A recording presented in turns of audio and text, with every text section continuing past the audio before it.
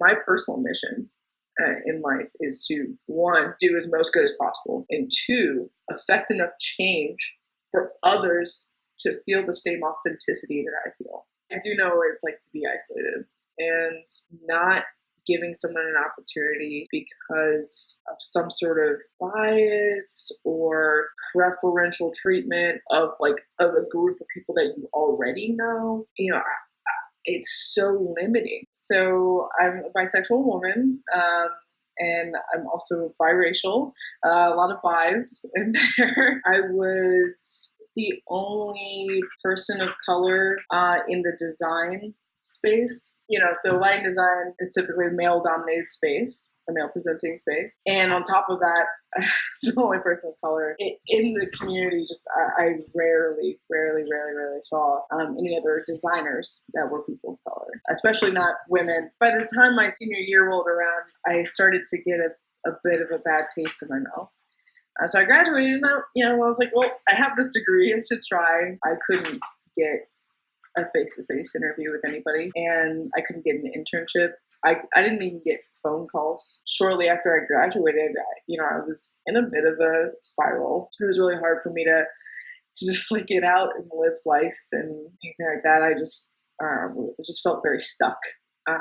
And I was very, very stuck. I was working as a Lyft driver in Chicago, and I picked up a few passengers that were dev bootcamp students, and they were talking about coding and all this stuff. And any of my friends and family would tell you that learning that there was a way for me to learn a new skill without going back to college, it was just the perfect opportunity for me. Women presenting, non-binary, etc. It can tend to be a little bit easier just because there's so many people that know that there's a shortage of minority groups in the overall tech industry. They want to try and pull more people through. There were so many resources and there were so many initiatives for people like me to get into the field. That signaled to me that there were people that were trying and recognized that there was a problem and wanted more diverse people to be in the industry. That was a positive sign for me that even if I land at a company that isn't,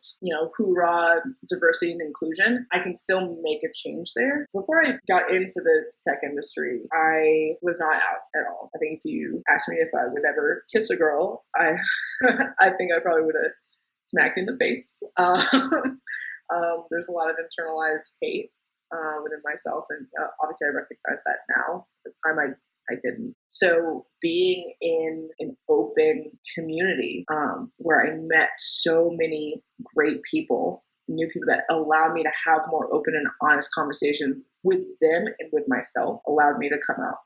I feel very strongly that I am only as good as the team around me, and I actively strive to bring as many people up with me as possible, because I know what it's like to be left alone or the last kid picked.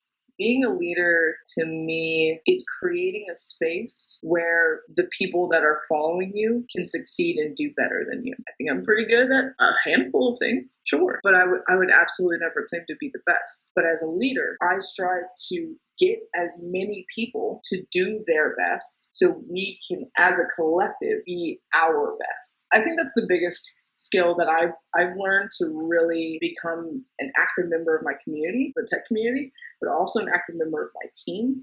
It's made me a better leader. It's made all of my relationships better.